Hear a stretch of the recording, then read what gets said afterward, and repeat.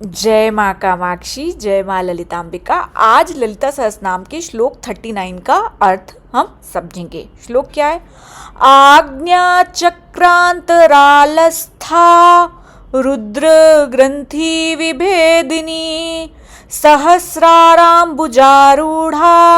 सुधा साराभिवर्षिणी। ठीक, अब इस श्लोक में तीन चीज को किया गया है।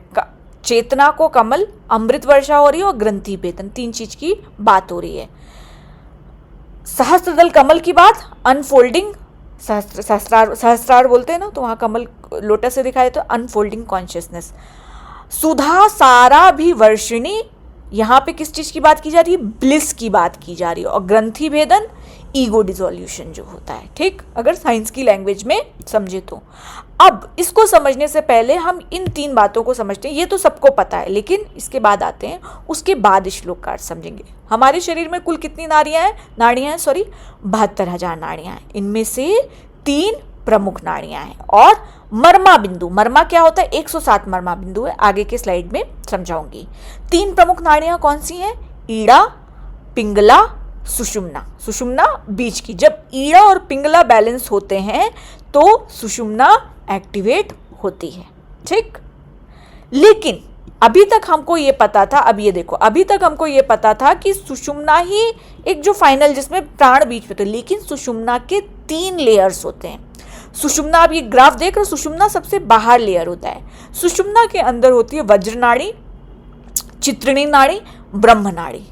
ये आपका स्पिरिचुअल हाईवे है। सुषुम्ना, अब तक हम सुषुम्ना जानते थे, अब थोड़ी और एडवांस क्लासेस में 3 नाड़ियां, वज्रा, चित्रिणी, ब्रह्म नाड़ी। ये कहां से मैं बता रही हूँ? षट चक्र निरूपण से उठाकर बता रही हूँ। ठीक है, अगर आप सर्च करोगे तो बहुत से आर्टिकल भी मिल जाएंगे। अगर षट चक्र निरूपण आपको देखना है तो करना, बुक मिल जाएगी। ठीक, अब क्या वास्तव में, और अगर संस्कृत नहीं समझ में आया वैसा है तो बहुत सारे भाष्य भी हैं, और उसके बाद AI टूल हैं, स्मार्टली काम करो, समझो हिंदी, या तो दीदी जो पढ़ा ले रही उतना समझ लो, आनंद ले लो उसका। 10 मिनट के अंदर सारी रिसर्च का ज्ञान, जो मेन क्रक्स है। ठीक है, अब सुषुम्ना नाड़ी क्या होती है? Outer highway. देखो यहाँ, देखो ये देख रहे हो ना, सबसे बाहरी परत सुषुम्ना है, लेकिन इसके अंदर अभी भी 3 लेयर्स हैं। तो ये मेरुदंड की मुख्य ऊर्जा मार्ग है, मूलाधार से लेकर सहस्रार तक जाता है। इसमें सूर्य, चंद्र, अग्नि, 3 ऊर्जा संतुलित होती है। जब ईड़ा और पिंगला बैलेंस नहीं होते तो सुषुम्ना एक्टिवेट नहीं हो सकती। तो मेडिटेशन में विटनेस होते हैं। क्यों? क्योंकि इससे आपकी दोनों नाड़ियां बैलेंस में आती है, तभी आपकी सुषुम्ना अवेकनिंग होती है। अब वज्रा नाड़ी क्या है? सबसे बड़ी बात है, हमको वज्रा नाड़ी समझना है। सुषुम्ना के अंदर एक प्रोटेक्टिव एनर्जी, शीथ जिसको कवच बोलते हैं, वो होता है। जब एनर्जी ऊपर उठती है तो वो बहुत पावरफुल होती है। अगर सिस्टम प्रिपेयर नहीं है तो एंजाइटी, बहुत से लोग बोलते हैं गुस्सा आ रही है, इम्बैलेंस हो रहा है, बहुत ये सारी चीज़ें बहुत आप लिखते हो, तो हीट इश्यूज, बहुत बॉडी हीटअप करने लगती है। मेरे साथ ये बहुत होता था। मेरा पूरा मतलब AC भी चला दिया है, पंखा भी चल रहा है, और पूरा शरीर रहते रहते हीटअप करना शुरू हो गया। क्यों? इतनी गर्मी लग रही, सामने वाले को ठंडी लग रही, लेकिन आपको गर्मी लग रही है बहुत ज़्यादा, क्योंकि बॉडी में हीट बहुत जनरेट होना शुरू हो जाता है। तो एंजाइटी, बहुत सारी चीज़ें ट्रिगर होती है। मैं हमेशा इसीलिए कहती हूँ ना, हमेशा एक समर्थ गुरु की, लिविंग मास्टर की ज़रूरत होती है जब भी आप इस तरह की साधनाओं में आ रहे हैं, क्योंकि बीज मंत्र की भी प्रकृति होती है।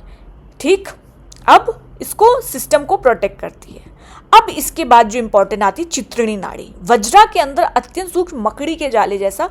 इसका क्या करता है? पियर्सिंग, भेदती है। क्या करती है? ब्रह्म ग्रंथि विभेदिनी, विष्णु ग्रंथि विभेदिनी। क्या बोलाता है? यह चक्र को एक्टिव भेदन करती है। तो हर चक्र का ब्लॉक नॉट है, मूलाधार, सर्वाइवल, अनाहत, इमोशन। चित्रिणी क्या करती है? इन ब्लॉक्स को तोड़ती है।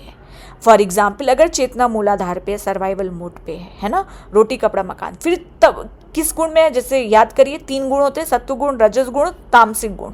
तो दोनों, रजस और तमस दोनों में आप काम कर रहे हो, मूलाधार और मणिपुर चक्र में। तो फिर आप उपाय देखने, आप लिखना शुरू करते हो, दीदी ये बता दो शादी कैसे होएगी दीदी। तो फिर उसके लिए जो कहीं भी ये सारी चीज़ें आप, कि इसके लिए जो मंत्रों के उपाय बने, फिर फलश्रुति में आपकी इसी को, इन्हीं नीड्स को देखकर, इसी गुण को देख करके आपके फलश्रुति बनाई जाती है। क्यों? क्योंकि ये एक जर्नी है आपके इवॉल्व होने की, तमस रजस से सत्व और उसके बियॉन्ड जाने की। जैसे आप एग्जाम्पल, आप बहुत लोग लिखते हो आके कि ये पत्थर सिद्ध कर लूं दीदी मैं ये पाठ कर करके, ये फूल चढ़ाऊं, ये ऐसे फूल चढ़ाऊं, वैसे फूल चढ़ाऊं। वो जितने भी कर्मकांड रिचुअल्स बनाए गए, क्यों? आपके रजस के गुण को देखकर बनाए गए। तो वो कहाँ पे होते हैं? सर्वाइवल, रोटी कपड़ा मकान इनिशियली, बट हर इंसान ग्रेजुअली इवॉल्व करता है। क्या होता है? ग्रंथि भेदन होता है। वो कहाँ होता है? चित्रिणी नाड़ी। अब ब्रह्म नाड़ी क्या है? ये सबसे इनर चैनल है चित्रिणी के अंदर। कुंडलिनी सुषुम्ना में नहीं बल्कि ब्रह्म नाड़ी में यात्रा करती है। कुंडली वास्तव में सेंट्रल पाथ कनेक्टिंग चक्र, चक्र को जो सेंट्रल पाथ है वो ब्रह्म नाड़ी कनेक्ट करती है। ये इंडिविजुअल कॉन्शियसनेस से यूनिवर्सल कॉन्शियसनेस का ब्रिज है। जब श्लोक कहता है कुंडलिनी शत चक्र भेदन करती, तो उसका हिडन मीनिंग है कुंडलिनी चित्रिणी नाड़ी के माध्यम से चक्रों का भेदन करती है। भेदन शक्ति कुंडलिनी, लेकिन भेदन प्रक्रिया कहाँ होती है? भेदन प्रक्रिया आपकी चक्रिणी नाड़ी में होती है। अब इसके बाद मर्म पॉइंट को समझो। मैं इस आयुर्वेद के अनुसार टोटल 107 मर्म पॉइंट होते हैं। मैं अभी जब आयुर्वेदिक ट्रीटमेंट के लिए, पंचकर्मा इन सब के लिए जाती हूँ, तो व्हाट दे डू, जैसे यहाँ पे आपको एक चक्र बताए, but they are lot of marma points. आप देखो मैंने 1 मिनट की कितने तरह के मर्मा पॉइंट है। तो वो ओम नमः शिवाय की चैंटिंग करते हैं।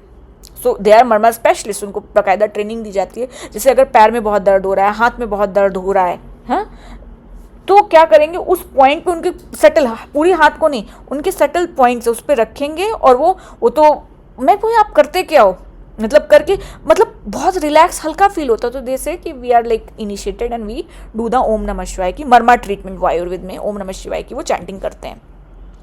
तो मर्म क्या होता है? मर्म बिंदु शरीर का वो स्थान है जहां जीवन ऊर्जा सबसे ज्यादा संवेदनशील और प्रभावशील होती है। तो वो उस ब्लॉकेजेस को, एनर्जी ब्लॉकेजेस हो जाते हैं, उस ब्लॉकेजेस को ओपन करते हैं। तो नाड़ियां क्या होती हैं? रोड्स होती हैं। चक्र पावर स्टेशन, 7 चक्र, 72,000 नाड़ियां, 3 प्रमुख उसमें, और जो उनको कनेक्ट करते हैं 7 चक्र जाते हैं। मर्म बिंदु क्या होते हैं? स्विचेस। तो बहुत सारी मेडिटेशन ऑर्गेनाइजेशन, पूछो दीदी ये क्यों बता रही हो? बहुत सारी मेडिटेशन ऑर्गेनाइजेशन, जैसे हमारे यहाँ 7 चक्र पे ध्यान होता है, वो मर्म बिंदु पर भी मेडिटेशन करवाती है, क्योंकि ये स्विचेस होते हैं। यहाँ के ब्लॉकेजेस अगर ओपन होंगे तो जिसमें बहुत से में एंगर होएगा, रिजेंटमेंट्स होएगी, वो उन पॉइंट्स को वो फर्दर डिफाइन करते हैं। हार्ट पे बहुत सारे पॉइंट होंगे, यहाँ पे हम सिर्फ एक चक्र बोलते हैं, लेकिन दे आर लॉट ऑफ मर्म पॉइंट्स हियर। यहाँ से लेके पूरे बैक तक आपके मर्म पॉइंट्स जाएंगे, आपके हार्ट में बहुत सारे मर्म। तो वो डायरेक्ट चक्र को एक्टिवेशन ना करके आपके मर्म पॉइंट पे एनर्जी ट्रांसफर करते हैं। So that's why I am telling कि अगर आप जा रहे हो तो आप कंफ्यूज ना हो जाओ कि दीदी हमारे चक्र तो 7 है, तो क्या यहाँ पे ये नहीं हो रहा है? नहीं, they are just subtle point, switches हैं, वो भी आपके एनर्जी जंक्शंस हैं। ठीक, तो अब थर्ड आई की बात करें, क्योंकि क्या बात की गई है? रुद्र ग्रंथि विभेदिनी। तो आपके अंदर अगर क्लैरिटी नहीं है, कंफ्यूजन है, इंट्यूशन वीक है, तो सीधा कनेक्शन आपके आज्ञा चक्र में ब्लॉकेजेस है। कंफ्यूज बहुत हो रहे हो, इंट्यूटिव, किसी की जैसे होता है ना, इंट्यूटिव एबिलिटी बहुत स्ट्रॉन्ग है, सेंस कर रहे हैं हम चीज़ों को। ठीक है, तो ये क्या होता है? 2 पेटल होता है, ये सबको पता है। आईब्रो के मध्य होता है। जब आप यहाँ पे मेडिटेशन करते हो तो सडनली अगर आप आंख खोलोगे तो चीज़ें आपको ब्लैक, अब एज्यूम मत कर लेना इस सिचुएशन को, जस्ट फॉर योर रेफरेंस कि जहाँ अगर करवाया जाता है आप इनिशिएटेड हैं। मैं हमेशा बोलूँगी कि अपने आप से कुछ मत करना, क्योंकि अगर इस जगह की एनर्जी ओपन हो गई ना, बहुत परेशान हो जाओगे। I will tell my experience, like 4-5 साल पहले की बात, टाइम हो गया, इट्स बीन ईयर्स लाइक। तो मैं यहाँ पे मेडिटेशन बहुत करती थी। ठीक, तो what happen, I will start, dreams बहुत विविड आने शुरू हो गए, एंड ऐसे ड्रीम आने लगे कि souls are contacting, they are telling how I got murdered. अब मैं देख के डर जाऊँ, मैं रात भर में एकदम मतलब थरथराए, इंसान सोने से भी डरना शुरू हो जाए, बहुत चीज़ें होने लगी। और जब मैं उसको रियल, जो चीज़ मुझे सपने में बताया गया, जब मैं उसको गूगल करती पढ़ती, दैट बिकम रियल, कि वो हुआ है, वो इंसिडेंट वो बताया जा रहा है। तो भैया बहुत हनुमान जी बोले कि अपने एनर्जी प्रोटेक्टिंग शील्ड की मुझे नहीं कॉन्टैक्ट करना। तो यहाँ पे मेडिटेशन, बी केयरफुल, अगर आप कर रहे हैं तो प्रॉपर, ये मेरा सजेशन और एक्सपीरियंस है, बाकी आपकी जैसी इच्छा, गुरु की गाइडेंस में ही करनी चाहिए। और यहाँ की एनर्जी ओपन होने का मतलब है आप पूरी तरह से, आपकी एनर्जी बहुत, आप जितना साधना करोगे आपकी एनर्जी, ये जो सूक्ष्म जगत, एक एस्ट्रल वर्ल्ड होता है जिसे आप देखें, वो ड्रेन करनी शुरू करेंगे आपकी, क्योंकि उनको एनर्जी चाहिए ना, उनको लग रहा है अच्छा एक पावर हाउस मिल गया है, लैच करना शुरू करते हैं। सो बी केयरफुल मेडिटेटिंग ऑन आज्ञा चक्र। You should have a proper guidance अगर आप कर रहे हैं तो। ठीक, अब ये तो हो गई, यहाँ तक आपको आज्ञा चक्र की समझा दिया। अब श्लोक को समझते हैं कि ये श्लोक बना किस में है। छंद मैंने बताया था ना, शिखरिणी छंद होता है, तो ये श्लोक किस में बना है? अनुष्टुप छंद में बना है। एक श्लोक में 4 लाइन, प्रत्येक पाद में 8 अक्षर, टोटल 32। कैसे? आज्ञा चक्रांतरालस्था रुद्र ग्रंथि विभेदिनी सहस्रांबुजारूढ़ा सुधा सारा अभिवर्षिणी, किसमें है? अनुष्टुप छंद में है। अब कौन सा अलंकार है? अब तुम बोलोगे दीदी इतना ब्रेक कर डाला। हाँ, अगर किसी चीज को सीख रही हूं, अगर कोई लिखी गई है, संस्कृत एक लैंग्वेज, मैंने बोला ना सॉफ्टवेयर की लैंग्वेज होती है, तो किसमें लिखा गया है? रूपक अलंकार यूज हुआ है। कैसे? सहस्राराम्बुजा, मतलब कमल, अंबुज की बात की गई है यहाँ, सीधी उपमा नहीं, जैसे या ये, बल्कि सीधा रूपांतरण किया गया है। रूपक अलंकार वहां होता है जहां किसी वस्तु को सीधी दूसरी वस्तु मान ही ली जाती है, जैसे या समान नहीं, सीधा बोल दिया जाता है कि यही है ये। फिर उसके बाद कौन सा अलंकार यूज किया गया? अनुप्रास अलंकार, जहां वर्ड्स का उसका रिपीटिशन होता है, सा ध्वनि को रिपीट किया गया। सुधा सारा अभिवर्षिणी, है ना। अगर किसी सॉफ्टवेयर को करना है तो उसकी लैंग्वेज को पकड़ना पड़ेगा, लैंग्वेज के बाद आपको देखना पड़ेगा ना उसको कोडिंग, उस लैंग्वेज में क्या कोड डाला गया है, तो उसमें क्या डाला गया है, कौन कौन से अलंकार डाले गए। फिर अतिशोक्ति अलंकार भी है, सुधा सारा अभिवर्षिणी, देवी अमृत की वर्षा करें, यहाँ नेक्टर, जब आप आनंद में होते हो, जब कुंडलिनी सहस्रार में पहुंचती है, थोड़ा अतिशोक्ति। ठीक, अब इसका अर्थ समझते हैं। क्या बोला गया? आज्ञा चक्रांतरालस्था, जो आज्ञा चक्र भ्रू मध्य में स्थित है। रुद्र ग्रंथि का यहाँ आने पे, रुद्र ग्रंथि यानी आपके सारे जितने तमस, और उस समय आपको एक निस्वार्थ भाव से, आप जो भी इस यहाँ पे पहुंचेगा वो बहुत निस्वार्थ हो जाएगा। आपने सोच लीजिए वो चक्र क्रॉस कर लिया, तो अगर आपने अनाहत चक्र क्रॉस कर लिया है तो आपके जीवन मरण का जो चक्र होता है वो आप क्रॉस कर गए, तोड़ दिए, उसको ब्रेक कर दिए। This is what like one of my meditation organisation, जहाँ उन्होंने बताया कि इफ यू क्रॉस दिस मनोमय कोश, हार्ट चक्र पे जितने, क्योंकि वहाँ पे मर्म पॉइंट जो मैंने बताया ना 107 मर्म पॉइंट्स होते हैं, तो वो सटल मर्म पॉइंट्स पे भी, उन एनर्जी सेंटर्स पे भी करवाया जाता था संस्कार रिलीज करने के लिए।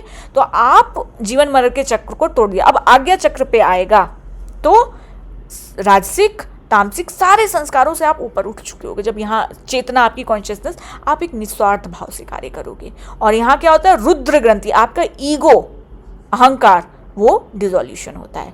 अब सहस्रारंभुजौर्वणा, जो सहस्र कमल पर विराजमान, यहाँ पे 1000 पेटल, वहां से अमृत आनंद की जब ग्रंथि विभेदन होएगा, कुंडलिनी सहस्रार पे पहुंचेगी तो आनंद की वर्षा होगी। तो देवी आज्ञा चक्र में स्थित होकर रुद्र ग्रंथि का भेदन करती हैं और वहां से सहस्रार में पहुंचकर आनंद की वर्षा करती हैं, यानी जब चेतना आपकी इवॉल्व होकर सहस्रार पे पहुंचे। ठीक है, तो ये जो मेरी किताब है शक्ति से शिव तक में, इसमें मैंने बहुत डिटेल में नहीं बताया, लेकिन आपके 7 चक्रों के बारे में बताया, इस पे दशा क्या होती है, मुक्ति के प्रकार क्या होते हैं। हाँ, इतना डिटेल नहीं, क्योंकि ये एक बिगिनर लेवल बुक है, तो सब कोई कंफ्यूज ना हो जाए।